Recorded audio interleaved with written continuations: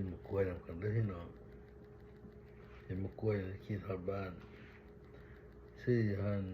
เกาหลีพาวหนึ่ง99 เซนวีนี้ประมาณ3 เดือนกว่า3 เดือนกว่ากินเอากันด้วยพี่น้องมะกล้วยน้ำเลย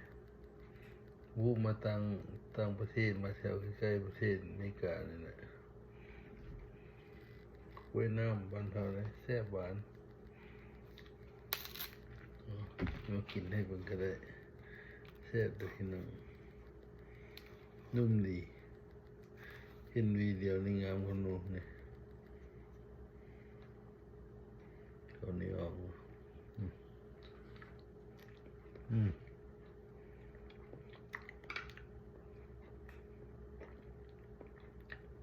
หวานดีนะ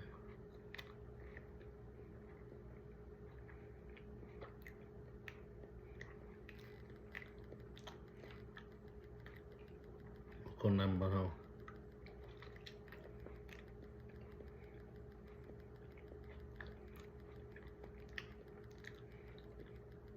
กล้วยไม่กล้าก็มีอยู่แต่มันหวานพอด